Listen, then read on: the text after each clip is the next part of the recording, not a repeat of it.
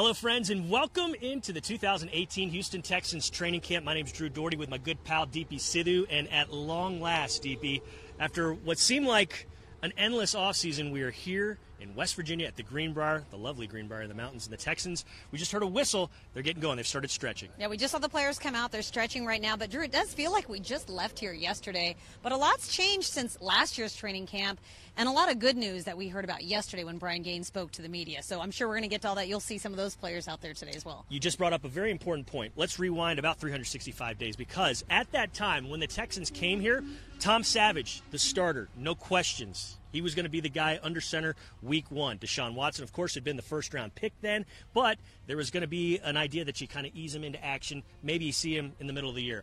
That all changed after one dreadful half of football against the Jacksonville Jaguars. Now, Deshaun Watson is the man.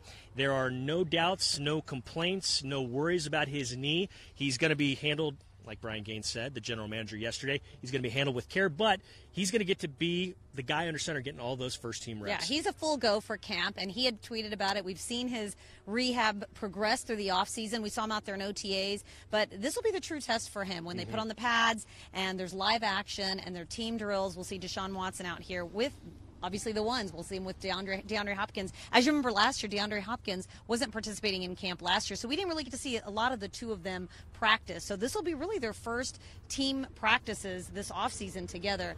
Also cleared full go J.J. Watt. Yeah. We weren't really sure where things stood with him because we really didn't see any of J.J. Watt out on the practice field during OTAs. He was still obviously rehabbing from the leg surgery. But to see him back out on the field, to see Deshaun Watson, and obviously Whitney Merciless, who had been cleared, and Christian Covington, makes for a very exciting 2018 Texans camp. For sure. And we saw glimpses of Watt during the spring in OTAs and in minicamp.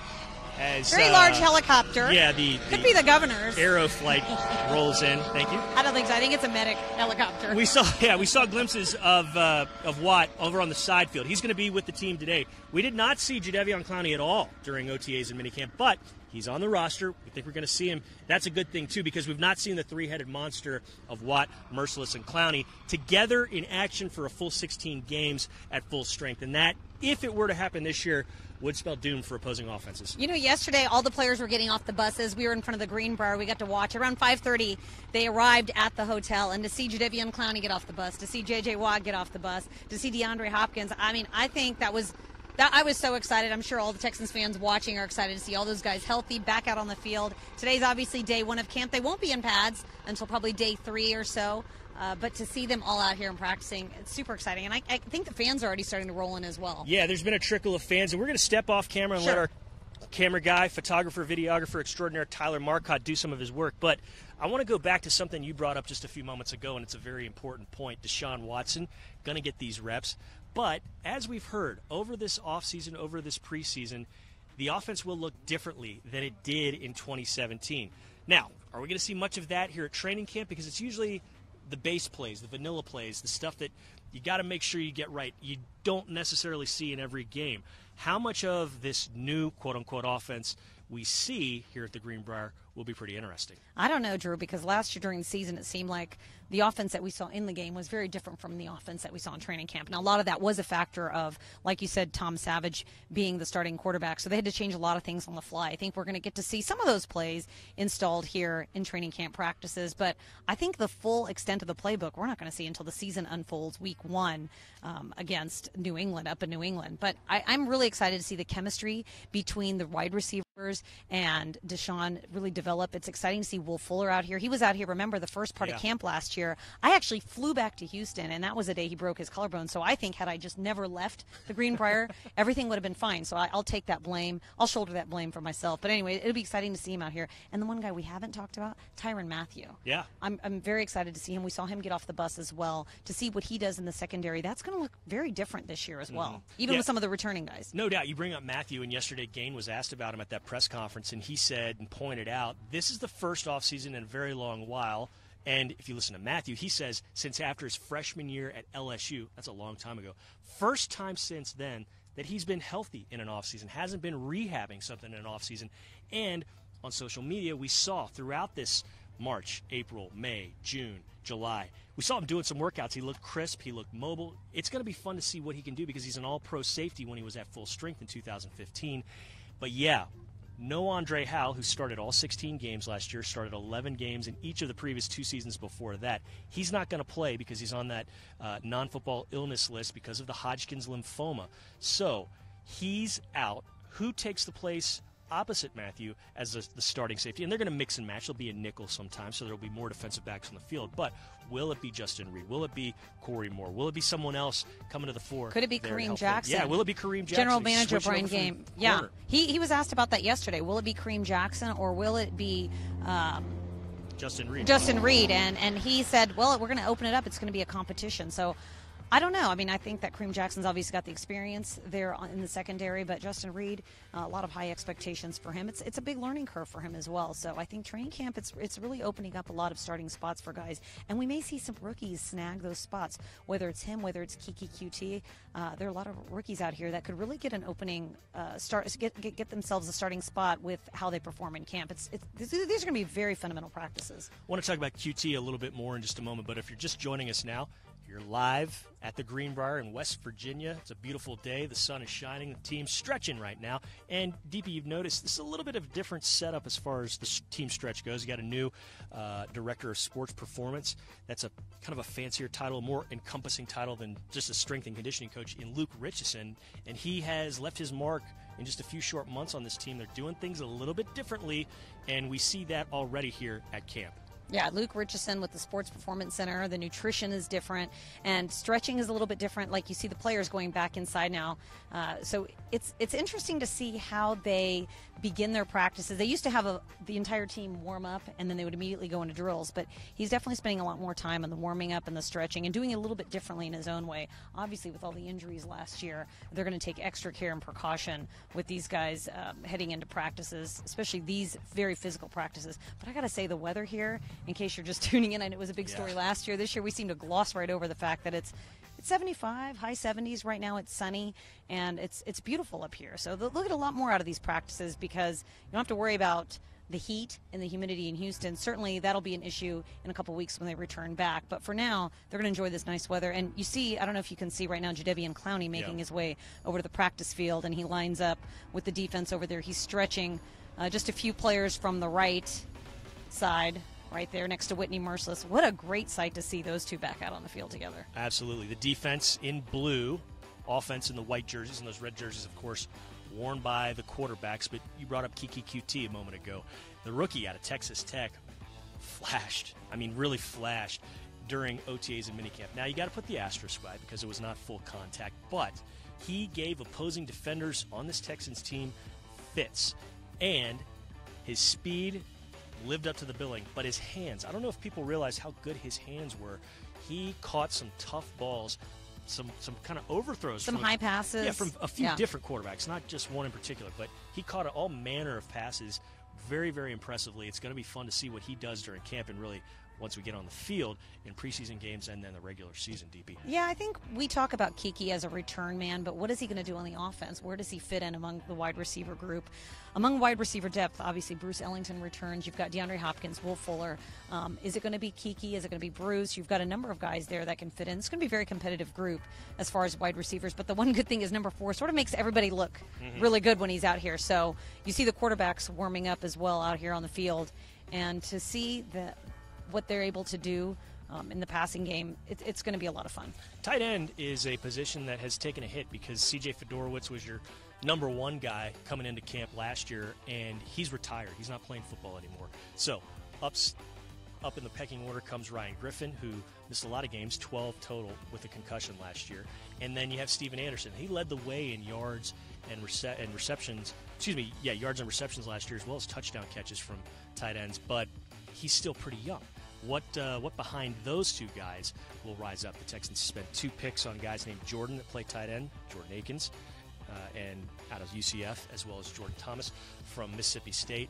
Plus, there's some young veterans on the roster like Matt Lingle, who every time you looked up, that guy got open, that guy made catches, and he's a big guy. He's huge. Yeah, he's played for the Patriots in the past, so he is fighting for a roster spot and done some impressive work as well. And then other guys behind him.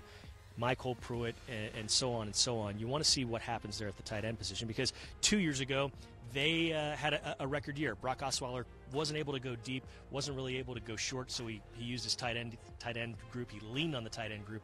But those guys in particular going to be different in 2018, DB. Yeah, absolutely. I mean, you think about C.J. Fedorowicz. We were just talking about this morning. We would see C.J. Fedorowicz's mom at breakfast every day. And C.J., we had a lot of high hopes from during the season. And how much changes in 1 year, not just the quarterback position, but the tight end group as well. Because Steven Anderson, what he does is very different from what the Jordans do, because you see their bodies. They're going to be used a lot more for blocking. One could easily assume Jordan Akins, does he move up into that the other tight end spot? Yeah, the Jordans are more pass catchers than the other guys as far as blocking. The Jordans, if anything, they got to work on their blocking. They probably do have to work on their blocking, but as far as their size goes, they definitely look more like Ryan Griffin than they do Steven Anderson. Where does he fit in? Because he sort of does a little bit of everything, but as a lot of guys were last year, he was affected by injuries. It's good to see him on the field as well this training camp.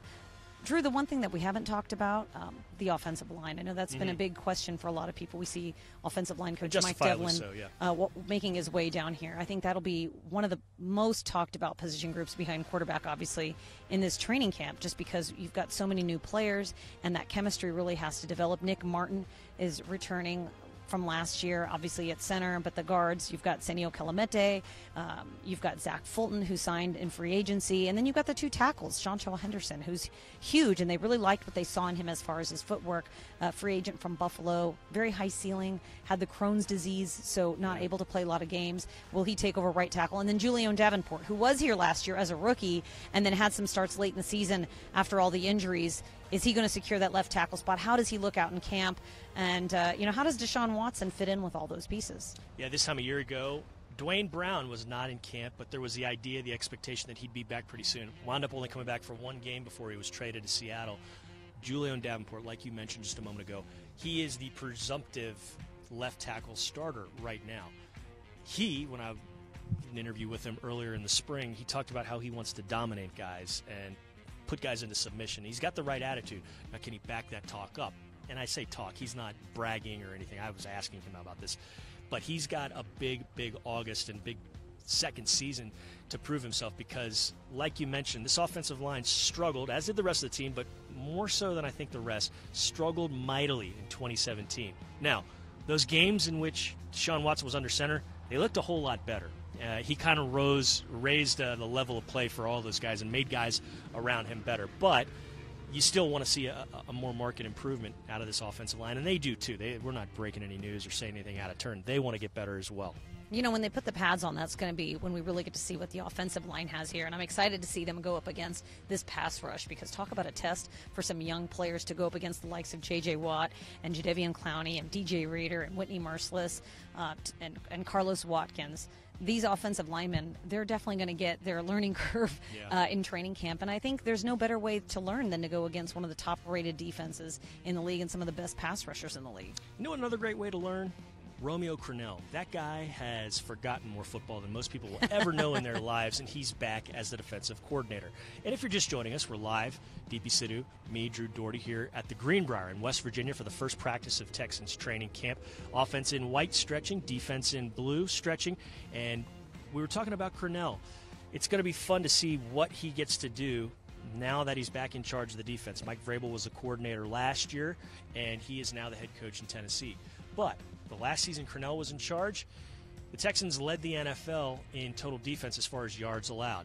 He wants to repeat that, but he wants to see the turnovers rise, and most importantly, he wants to see less points on the scoreboard as a defense. That's the name of the game there. But he's very, very creative, and he'll mix and match guys, move guys around. You'll see Whitney Merciless line up over the nose. You'll see him out in coverage sometimes like we did in that playoff game the last time Romeo Crennel was the defensive coordinator. You'll see all manner of things when he's in charge of things, and I can't wait to see what he does with this team. I can't wait to see J.J. Watt back out on the field again. You can see him stretching. I can see the elbow brace from down here. This is normally the end zone where they used to play Foursquare. Yep. So hopefully that makes its appearance back in camp again. But we see some of the defensive linemen. You see, I don't know if you can see J.J. He was right next to Shane Leckler stretching, and I'm sure it feels good for him to be back on the field with his teammates.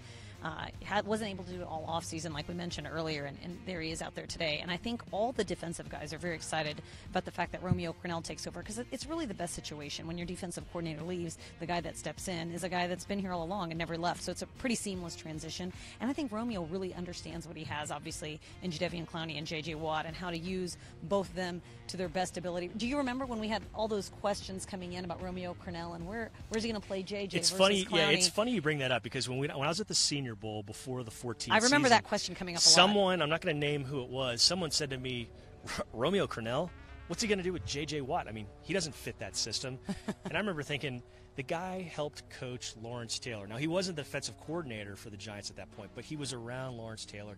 He coached 3 Super Bowl winning defenses with the Patriots. I think Romeo Crennel is going to find a way to adjust and find a way to make J.J. Watt work.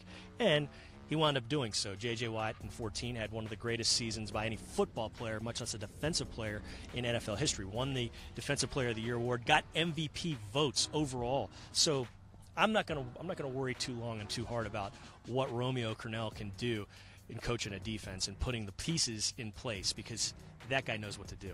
Looks like all the guys are grabbing their helmets, so maybe the stretching portion of practice is over. And now there's the rest of them, because it seemed like that wasn't all the players out there stretching. They were doing in shifts. And obviously with Luke Richardson, the new head strength and conditioning coach, things are going to be a little bit different this year in camp and how they do things. So it's a lot of fun for us to watch, to see what the new system is going to be like for them. And I think it makes things different for the players. It's not the same old like last year, although being in West Virginia is different in itself. Sure. And now you see pretty much the entire roster making their way down the field as they continue their stretching. You know, one important thing to point out as well is you see almost 90 players out there, give or take. There's a 90-man roster that the Texans have. Unlike years past, you would cut down to 75 players before the last preseason game, and then after that last preseason game, before the season started, you cut it down to 53. That middle cut to 75 is no more. You're going from 90 to 53 just before the season starts. So you're going to get to see most of these guys, if not all of these guys, play throughout the preseason, and you don't have to worry about that last game with about 15 players less than you would have had in the tank. So it's going to give some guys an opportunity in that 4th game to really prove themselves, and we're well ahead of ourselves. You know, that's more than a month away, but that's something to keep in mind. That cut to 75 is not coming, and so there's a little bit more breathing room as far as roster evaluation, as far as these guys, these players, trying to make this squad. It is very hard to get on the field, because you obviously want to see your starters in some capacity in those first 3 preseason games. So it gives less reps to all the guys that are on further down on the depth chart. But you get to see some players that you might not normally get to see, because they would have gotten cut, like you said, at that middle 75 mark. And last year, remember, we didn't even have a 4th preseason game. So there were a lot of guys that were really waiting for that final preseason game to get their opportunity. And obviously with everything that happened with Hurricane Harvey and the game getting canceled, they didn't get to do so. So hopefully no hurricanes this year, and things go much smoother, and you get to see everybody on this squad get their fair shot. Yeah, you bring out that benefit to the players of getting another chance to get some film on tape and getting a chance to do that. The benefit to the coaches is you also get to hold out some of those starters. You don't have to worry about giving them up to injury, putting them in position to get hurt. But you hear that air horn, and DP, that means you and I have to sign off, because practice is getting underway. It is good to be back in football. Football's back. Thank goodness. We can't wait to do this again. We'll be back after camp, after practice today, and before practice tomorrow. Check out HoustonTexans.com. We're going to have everything. Go to the mobile app. Texans Radio is going to be rocking and rolling, and we will see you later. Go Texans.